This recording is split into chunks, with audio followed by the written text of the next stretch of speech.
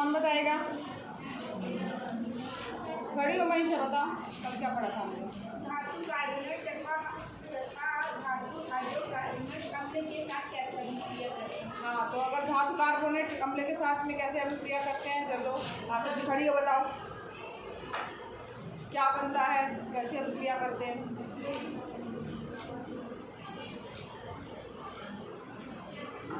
जानवी तुम बताओ। जब धातु कार्बोनेट तथा धातु हाइड्रोकार्बोनेट अम्ल के साथ अभिक्रिया करते हैं तो लवण, कार्बन डाइऑक्साइड और पानी बनता है। हाँ, लवण, कार्बन डाइऑक्साइड और पानी बनता है। ठीक है, दोनों, चाहे धातु कार्बोनेट हो चाहे धातु हाइड्रोजन कार्बोनेट है, तब भी वे दोनों में अभिक्रिया होने पे क्या हो रहा था?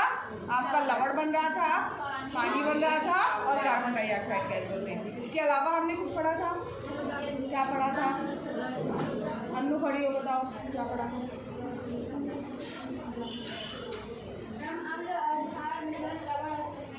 हाँ, अम्ल और क्षार की परस्पर अभिक्रिया पड़ी थी, जिसमें अम्ल और क्षार जो है आपस में मिल करके क्या बनाते हैं? लवण बनाते हैं और पानी बनाते हैं। ये अभिक्रिया क्या कहलाती है आपकी?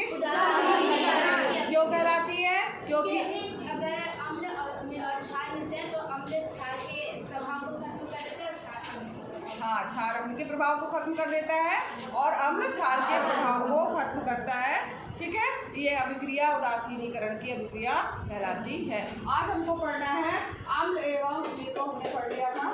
अम्लों के साथ धात्विक ऑक्साइड जो है किस प्रकार से अभिक्रिया करते हैं। तो यहाँ पर देखो बीकर में एक हमने एक्सपेरिमेंट किया है, उसमें कॉपर ऑक्साइड थोड़ी सी मात्रा में लिया है और उसको मिलाते हुए उसमें क्या डालेंगे? HCl हाइड्रोक्लोरिक एसिड जो है उसमें हमने डाला। तो जब अभिक्रिया होगी तो आप देखेंगे कि जो विलियन है उसका रंग जो है वो थोड़ा थोड़ा सा नीला और हरे कलर का हो जाएगा। ठीक है, तो यहाँ नीला और हरे कलर का जो कलर हो जाएगा तो इसका, और साथ ही साथ आप देखेंगे कि सब लोग बैठ जाइए कि कॉपर ऑक्साइड जो है वो उसमें घुल गया है। तो यहाँ पर वो क्यों रहा है, उसका कलर क्यों चेंज हो रहा है नीला हरा? क्योंकि उसमें अभिक्रिया हो जा रही है रासायनिक और उसमें कॉपर क्लोराइड जो है वो बन रहा है। उस अभिक्रिया में धातु ऑक्साइड एवं अम्ल के बीच होने वाली सामान्य अभिक्रिया को इस प्रकार से हम बता सकते हैं कि जो धातु की ऑक्साइड है, जितने भी धातुएं होंगी उनकी ऑक्साइड अगर अभिक्रिया कर रहे हैं, ऑक्साइड मतलब किसमें केवल एक सिंगल ओ जुड़ा होगा। ठीक है, केवल सिंगल ओ जुड़ा होगा और वो अगर अम्ल के साथ अभिक्रिया करते हैं तो लवण बनेगा और पानी बनेगा, यानी जलीय विलयन जो है वो आपका प्राप्त होगा। तो यहाँ पर हमने अभी बात की है धातु कॉपर ऑक्साइड की, तो इसका एक समीकरण भी है, आप लिख सकते हैं CuO + HCl, जो भी हमने किया था।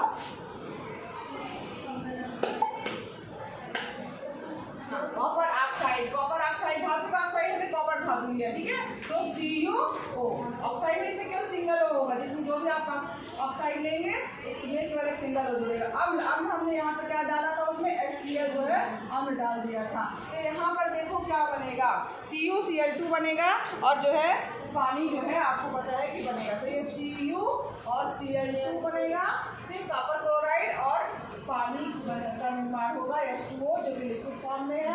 अब यहाँ पर देखो बैलेंस है क्या? नहीं है ना, यहाँ पे H2 है, यहाँ पर एक है सिंगल H है, तो यहाँ पर आप 2 लगाएंगे तो यहाँ पर H भी 2 हो गए और Cl भी 2 हो गए। कॉपर 1 है तो यहाँ 1 हो गया, ऑक्सीजन 1 है तो यहाँ पे भी 1 है और हाइड्रोजन 2 हो गए। तो ये यहाँ पर जो आपने अभी जो क्रियाकलाप किया है उसको समीकरण लिखा मैंने बुक में, आप इसको नोट कर लीजिएगा।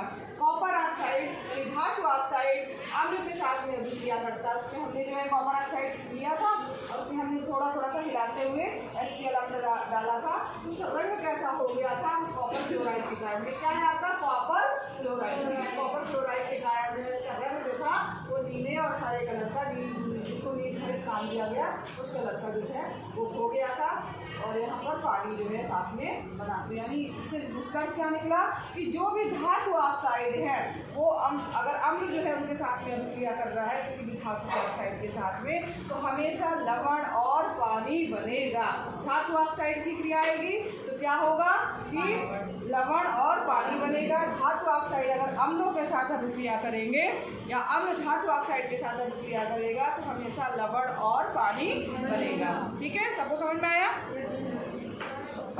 अब एक चीज़ और आपको सोचना चाहिए। क्या सोचना चाहिए कि मैम इसके पहले तो हमने पढ़ा है कि लवण और पानी कब बनता है? जब अम्ल और क्षार मिलते हैं, यही पढ़ा है ना हमने।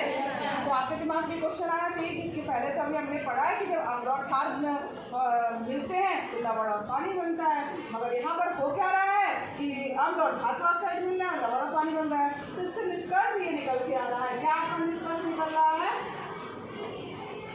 कि क्या निष्कर्ष निकल रहा है कि ये जो आपका धातु ऑक्साइड है वो क्या है, एक क्षारक की भांति व्यवहार कर रहा है। समझ में आ रहा है? ये अम्ल तो हमारे पास में है, ठीक, और हमने पढ़ा क्या है कि अम्ल और क्षार मिलकर के लवण और पानी बनाते हैं। ये पढ़ा है ना हमने, इस दो उदासीनीकरण क्रिया अभी हमने कल पढ़ी थी। तो अम्ल और क्षार जो है मिलकर के लवण और पानी बना रहे हैं। मगर यहाँ पर हम देख रहे हैं कि धातु ऑक्साइड भी अम्ल के साथ अभिक्रिया करके लवण पानी बना रहा है।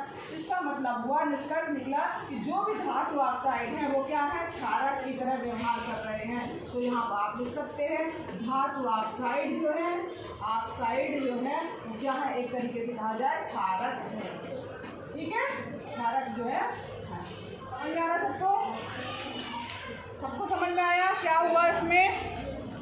धातु ऑक्साइड जो है वो क्षारक की तरह व्यवहार कर रहे हैं। हाँ, नहीं समझ में आया? चलो अच्छा फिर से समझो। हमने एक एक्सपेरिमेंट किया। क्या एक्सपेरिमेंट किया? हमने किसी भी धातु का ऑक्साइड, तो हमने कॉपर का ऑक्साइड ले लिया। ठीक, तो क्या हो गया, कॉपर ऑक्साइड उसका नाम हो गया। तो ये ठीक है। अब यहाँ पर कॉपर ऑक्साइड के साथ में हम पढ़ क्या रहे हैं कि धात्विक ऑक्साइड की अम्ल के साथ क्या अभिक्रिया होगी। तो हमने उसमें एक अम्ल मिला दिया। अम्ल हमने HCl ले लिया, मिला दिया।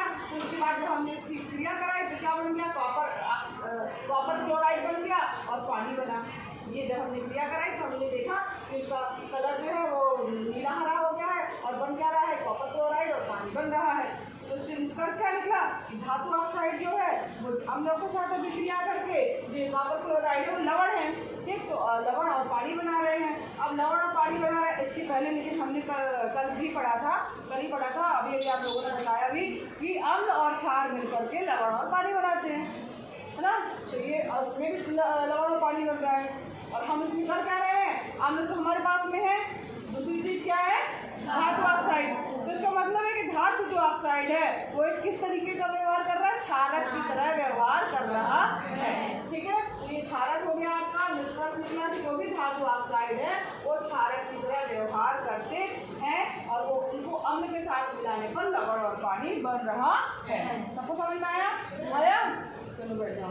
ठीक, तो यहाँ पर देखो, यहाँ पर एक तरह से कहा जाए धात्विक ऑक्साइड को क्षारकीय ऑक्साइड भी कहते हैं।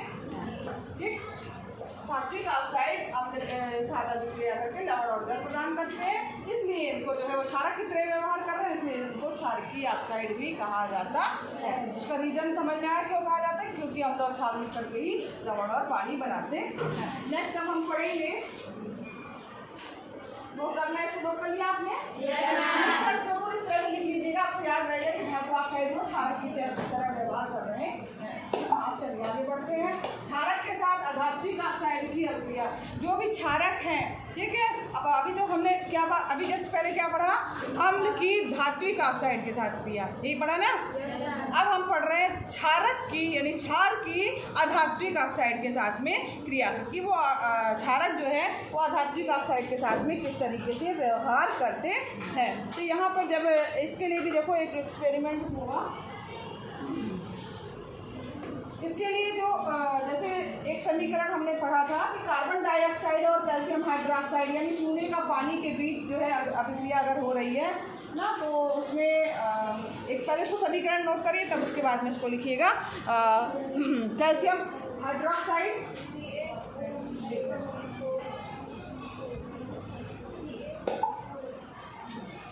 हाइड्रोक्साइड और कार्बन डाइऑक्साइड, इसका कैल्शियम हाइड्रोक्साइड का फार्मूला CaOH का होल पॉइंट, ठीक है, प्लस कार्बन डाइऑक्साइड, तो CO2 के साथ में अभिक्रिया हो रही है। CO2 के साथ अभिक्रिया हो रही है हैं आपकी, तो यहाँ पर क्या बन रहा है, कैल्शियम कार्बोनेट बनेगा और पानी बनेगा। कैल्शियम कार्बोनेट का क्या फार्मूला होगा, CaCO प्लस H2O। ठीक है, तो ये समीकरण जो है आप नोट कर लीजिएगा। ये अभिक्रिया हो रही है, ये क्या है आपका चूने का पानी है जिसे कैल्शियम हाइड्रोक्साइड बोला जाता है। ठीक है, चूने का पानी, और इसका नाम क्या है, कैल्शियम हाइड्रोक्साइड, CaOH का होल ट्वाइस। समझ में आ रहा है।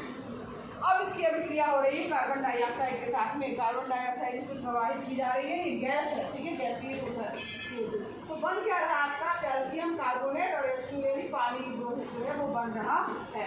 ठीक, तो यहाँ पर देखो ये कैल्शियम कार्बोनेट क्या है, एक तरीके से लवण का कार्य है, लवण बन रहा है, और यहाँ पर क्या बन रहा है, पानी बन रहा है। अगर हम इसको ऐसे लिखे समीकरण के रूप में, तो जितने भी आधात्मिक ऑक्साइड हैं, आधात्मिक हम लेके क्या चल रहे हैं, आधात्मिक ऑक्साइड है ना,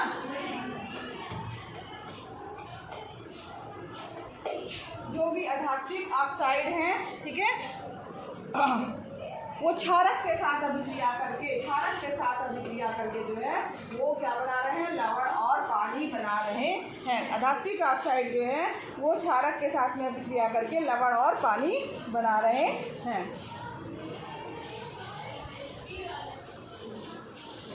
अब यहाँ पर देखो कैल्शियम हाइड्रोक्साइड जो है,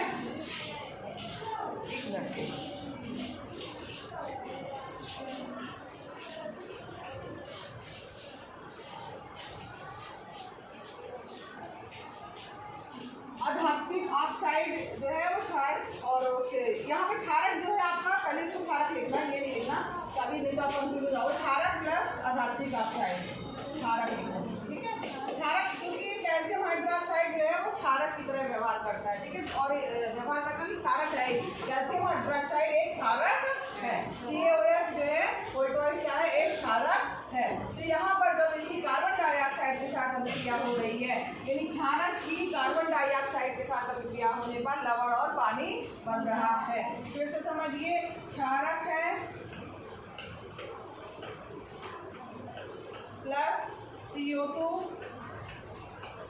क्या बन रहा है आपका, लवण प्लस पानी।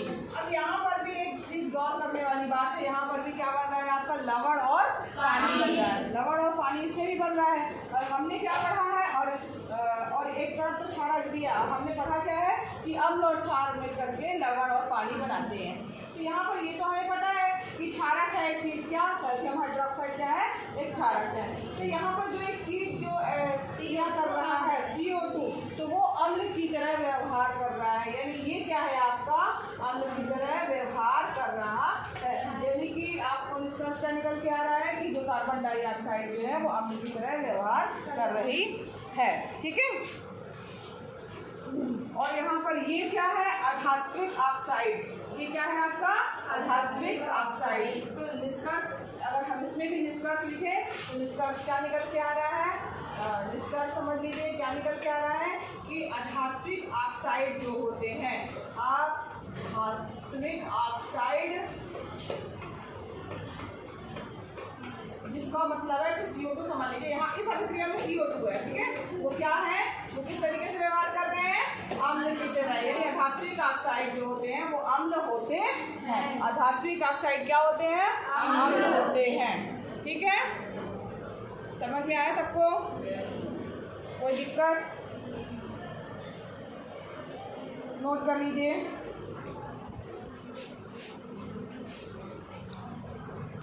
अब यहाँ पर देखो एक चीज़ और समझिए आप कि यहाँ हमने बात की आधात्मिक ऑक्साइड की। अब इसमें एक H2 की अगर हम बात करें, पानी की बात करें, तो ये भी एक तरीके से कहा जाए एक आधात्मिक ऑक्साइड है, मगर ये क्या होता है, उदासीन होता है। H2 कैसा होता है, उदासीन। कोई पूछेगा कि उसकी प्रकृति क्या है, अम्लीय की क्षारीय है, क्षारीय। कैसी प्रकृति है, पानी कैसा होता है, अम्लीय, क्षारीय, क्या होता है, क्योंकि उसका pH कितना होता है,